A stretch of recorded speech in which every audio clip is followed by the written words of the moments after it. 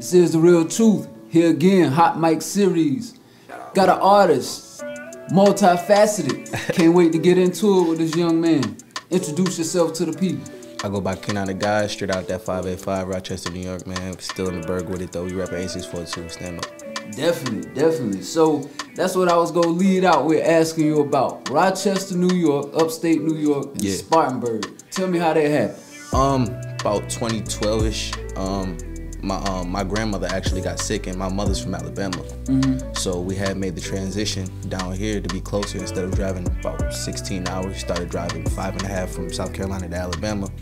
So we made that connection, so I had to staple myself here. You know what I'm saying? It was a culture shock going from fast-paced everything to kind of slow, a little slow, but I adjusted. Yeah, cool. So I was telling you offline that I checked out your music.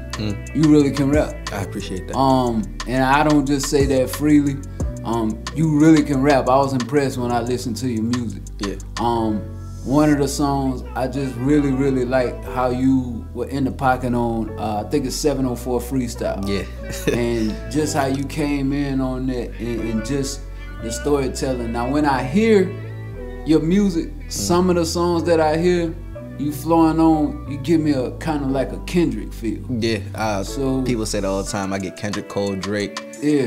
You know, but I mean, I said it in the song I'm dropping on the 15th off the rip. I said people compare me to Kendrick and Cole, but they know that I'm still #1.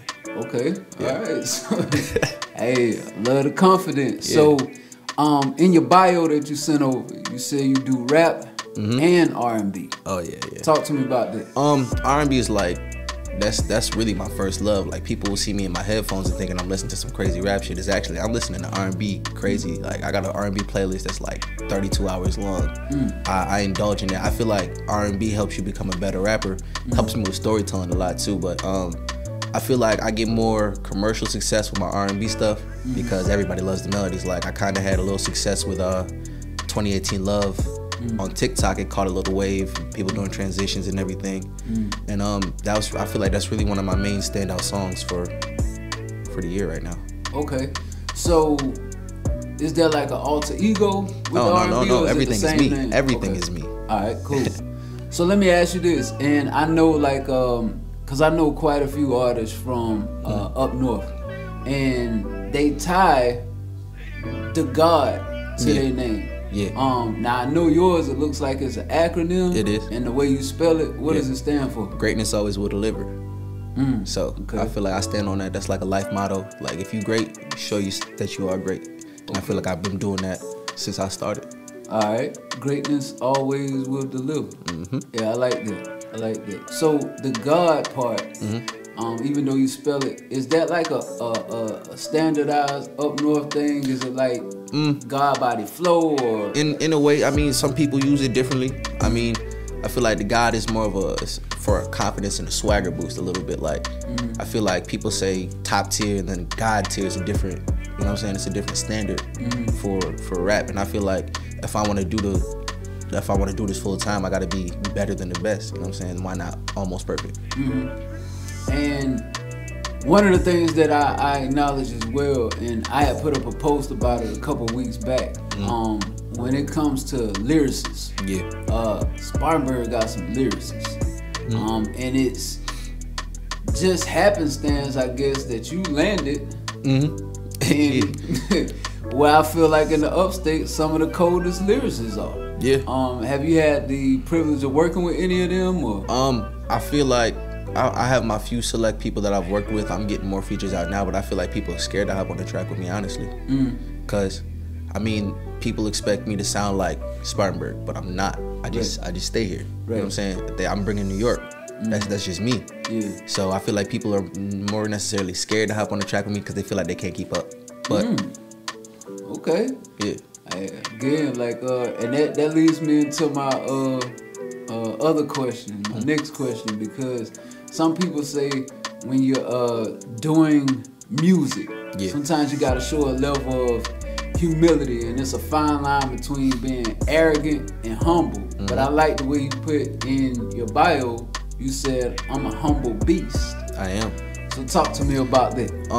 I feel like people become arrogant when people say that they're good, but I'm controlled. I'm a controlled beast. Like, I'm a trained killer on go. Like, it's become almost second nature for me to rap good. Like, I've been doing this, my pops was doing this a long time ago, and since a kid I've been around music. Like, my grandpa does music, you know what I'm saying, his before his did music, so it's just like my pops already knew since I was a kid. Like, he told me the story about how he brought this radio home and I was, what, 3 years old, and I sat in front of it till I learned how it worked, so I knew music was, you know what I'm saying, gonna be something a part of me. Yeah.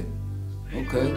So, now, cause you said 2012, you came down here? 2012, yeah. So, being down here for going on 10 years now, how are you able to still stay embedded with your up north roots, even though you're in the South? I mean, home is, you know what I'm saying, it's always gonna be home. I'm always tapping in with all my people. All my people always tapping in with me. I feel like music is kind of like the bridge from New York to South Carolina. I feel like my music kind of keeps everybody in touch to what I'm doing. People always ask me how I'm doing. I always tell them, go listen to the music, you'll hear it. I put my life and my feelings into this.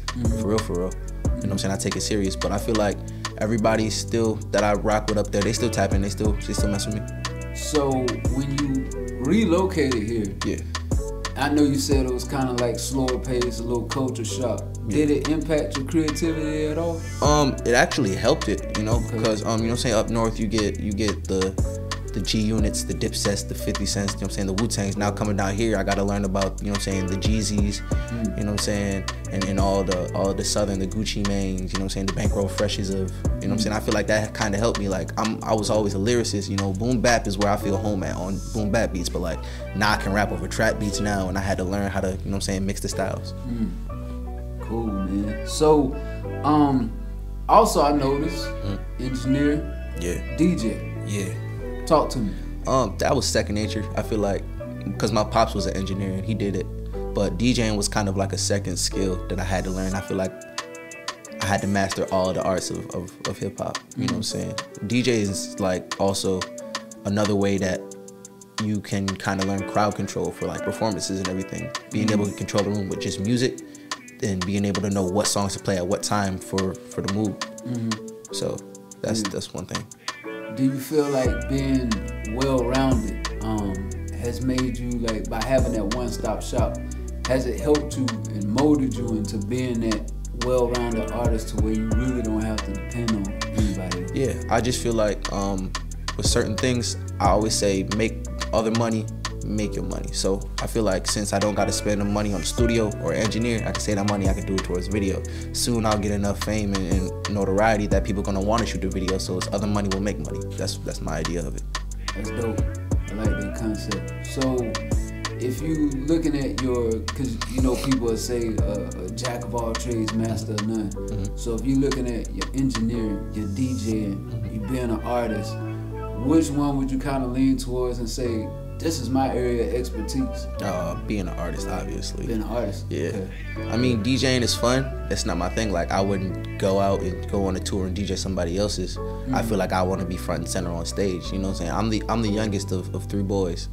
So I feel like the attention is something that's like kind of needed. I feel like growing up in a house with, you know what I'm saying, two older brothers, it's just like, it was always 2 against 1, so I never kind of really got my say. So I feel like music kind of helped me with that, getting my say, getting my words off.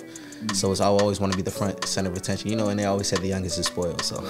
Yeah, I'm the youngest of 10, so I can definitely relate. Yeah. Do your brothers, do they do music? My older brother did before he passed away. Yeah. Sorry to hear that. Yeah. So, talk about, I know you said some people have told you about Cole, Kendrick. Who are your inspirations? Actually crazy because I get inspirations from everywhere, because my top 5 rappers is kind of crazy. See, my favorite rapper of all time is Method Man. I feel like nobody has a flow like him. Nobody sounds like him on the mic. But Kendricks, the Coles, you know, because Cole's able to master the Carolinas, but when he went to New York for college, he embedded that too. So I feel like that's kind of where our sounds kind of combine and sound a little similar, because he's taking the North and South and putting them together. You know, I still get R&B inspirations. Like, I still get my Chris Browns and my Trey songs. Also, like, going back, I like Anthony Hamilton for the soul effect. You know what I'm saying? The music Soul Child's, Neo Soul's always been a part of me. Gospel music inspires me too for, like, you know what I'm saying? I feel like there's a cheat code if you got a choir into a rap song. It's automatically classic. You know what I'm saying? Kanye is a big inspiration for me too. Being able to like produce and be a grand producer before he was even a rapper. He had plaques on his wall before he was even really known. So I feel like you gotta be able to brand yourself in some type of way. Yeah. And something else I always look at when I'm interacting with an artist is like, do they have their business together? And you got your business together. I seen it in your bio, how you send all your links over, how you got everything lined up. So when you're looking at all of that, like what drives you to say, okay, I gotta be cognizant about what kind of product I'm putting out. I just can't put out anything. I mean, I feel like it's if you gonna take yourself serious, you might as well give it 110. Because if you want to brand yourself, I feel like if you were to go into a job interview and you were to go in pajamas, they ain't gonna take you serious. You gotta be able to, you know what I'm saying, look the part and act the part as well. Just because, you know what I'm saying, the outside might not look good doesn't mean the inside is, but, you know what I'm saying, might as well have the outside and the inside looking good. So. Listening to your music again, like I said, and I'll say it again, this he can really rap. And it ain't all that you hear just sliding, stepping on. Yeah. You talking that shit. Yeah. So how do you avoid falling into what's popular now in music, but staying true to what you want to do when it comes to rap? I just feel like I don't have to rap about, you know what I'm saying, street life. That was never me. You know? So it's just like life motivates me to do the things that I do. So my music is more so of the windows of y'all looking out on what I'm living right now, what my life is. So I said it once again off the rip. They always mad because I'm selling out shows and I don't got to rap about a gun. I never did. I never had to. You know what I'm saying? That was never me. And I seen how things was affected in my life about, you know what I'm saying, gun violence and things around me like that, but that was never me and it never had to be me. I'm never gonna act like it's me. So I'm gonna just give y'all raw, authentic me. And I feel like I'm a good person, so I feel like y'all gonna rock with me too. Man, I salute that in general, because you don't know how many people will not come out and be like, nah, that's not me, this is who I am. Yeah. They're gonna kind of go over into that lane because they think that's what's selling, that's what's popular. So if you met somebody and you had to give them one song that's gonna reel them in to go check out the rest of your catalog, which one are you gonna recommend? See, that's a hard one because I feel like everything I drop is good, but I feel like I grab attention with R&B stuff, so I say go grab 2018 Love. You know what I'm saying, the regular order remix. But if you want to, you know what I'm saying, tap into more of my rap side, I feel like you probably gravitate towards a 2018, not 2018, but 704 interlude, or probably My Wings Part 2 from my first album, Time Will Tell. I just embody what rap is. I like also Dope Baby for my older listeners. I feel like I got a crowd that's more diverse than a lot. I get all age groups because I can give you rap for the older people, and then I can give you the songs for the younger people too. So it depends on your age range of what song you want to pick. Okay. So you got 704 freestyle, and then you just mentioned 704 interlude. Yeah. And that 704, that Charlotte come up quite a bit. What kind of ties you got to Charlotte? So I had a female friend. She lives in Charlotte. She said she wanted to want me to make a song. So I had made a song on my project, Almost There. And she wanted me to basically kind of tell her story a little bit. So I kind of did that without dropping her name, but she know who she is. So I kind of told her story in a way, and through my eyes and my perspective, because you know, if you get a story from somebody, you know what I'm saying, it might leave details out. So I did it from my perspective. She ended up loving it. I ended up remixing it, throwing G.A.W.D on it, and that dropped a couple days ago. So that's moving, doing numbers, and I'm just trying to really maximize everything. And I love Charlotte. Charlotte's a beautiful place. It's a beautiful city. Yeah, that's dope, man. So, if you were not doing music, what else would you be doing? Music. It's no just, other option. I just feel like, I mean, I wouldn't say that. I mean, I knew I have to do some music. I feel like if I wasn't rapping, I'd be singing. If I wasn't singing, I'd be engineering. If I wasn't engineering, I'd be DJing. It's just music embodies my life so much that I feel like I can't get away from it. Right. Yeah. Okay. And it's crazy because I never thought I would be a rapper. I was always freestyling. My older brother always heard me freestyle. I always used to freestyle with him. He was the one, he threw me in the closet. We was recording off an iPhone with iPhone headphones before it was really kind of like popular. We had BandLab before BandLab was really a thing. We was moving numbers on there. He threw me in the closet, he made me do it, and ever since then I've been hooked. Cool. So I also noticed in your bio, God Vibes LLC. Yeah. That's your label. Yeah, G.A.W.D LLC. We rebranded from G.A.W.D LLC because I didn't want to sound selfish, like you were surrounded around me. So yeah, we ended up renaming and rebranding to Push the Culture. So Push the Culture is like my collective, you know what I'm saying? I got a handful of people, and we taking and pushing the culture forward, no matter if it's in the direction that y'all want to take it or our own direction. But I rounded up my people. That's the people you'll see me probably frequently collabing with. You know, G.A.W.D, Flip Houdini, other people like that. Okay. Is it your intentions to just always stay independent, doing your own thing, or are you looking for a label situation? I'm always down to, you know what I'm saying, work. I actually got a deal earlier this year. I didn't sign though. It wasn't the right time, and I feel like also a thing about that is knowing your worth but not being too, you know. So they offered the deal. It was an alright deal, you know. I feel like they was just throwing a number at me at that point, but I know my worth. I know what I can get. I feel like I would have made them more money than they would have gave me, so I couldn't do that. Yeah. Well, cool, man. Anything else you want the people to know about you before we get out of here? Off the Rip dropping April 15th.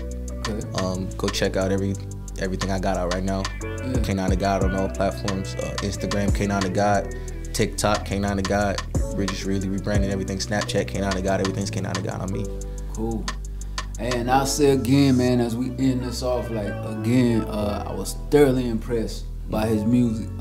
Make sure you go check it out, because he's really talking about something. And I think that's what's missing today. We appreciate you for coming down here. Appreciate you too. Spending some time with us. Again, this is Truth, I Say Podcast Network. We're live from the Gym Complex. This has been another interview on the Hot Mic series with Kaynine Da GAWD. We out.